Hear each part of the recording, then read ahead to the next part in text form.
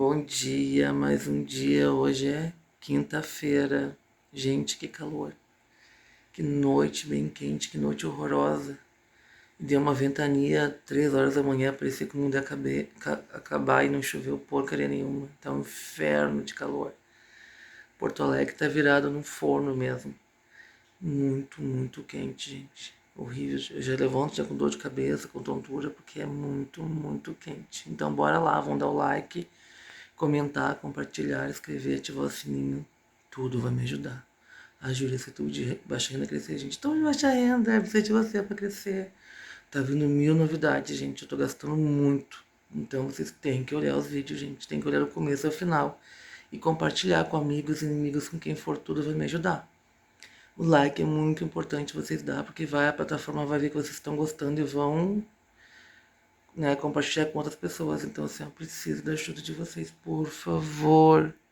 Então, dê o like, comenta, ative o sininho, porque tudo vai me ajudar. O calor que tem é insuportável. Botei protetor solar no rosto agora, ó, tá meio brilhoso. Mas a gente precisa botar protetor solar no rosto. Tem pessoas que acham que não, é muito importante.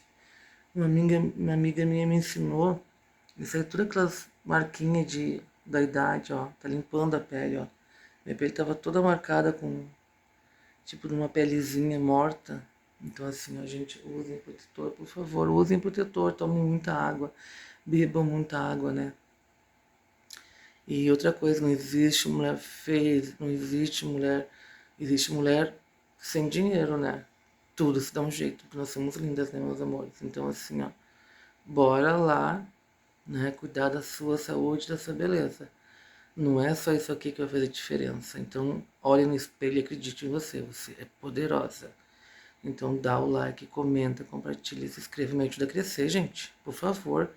Eu vi uns canal aí, estão todo mundo pedindo pix, pix, pix. Eu não peço nada, eu só peço like, que vocês olhem o vídeo, comentem e dê sugestão de vídeo. É que vocês vão me ajudar. Não quero pix, não quero nada de ninguém. É uma vergonha umas pessoas pedindo pix. Me dá pix, me dá isso, me dá aquilo. Gente, vão trabalhar. Se querem dinheiro, ó, pega a bolsinha e vai trabalhar.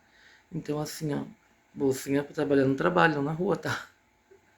Nada contra quem trabalha na rua, mas seja digna, pelo menos, e levanta a cabeça. Então, assim, ó, não esqueça, dá um like, comenta e compartilha. Me ajuda a crescer, tá bom? Um bom dia e até o vídeo, que aqui tá um calor infernal de novo, tá pingando chuva, mas tá calor, é assim mesmo. Tá bom? Um bom dia e até o vídeo. Tchau!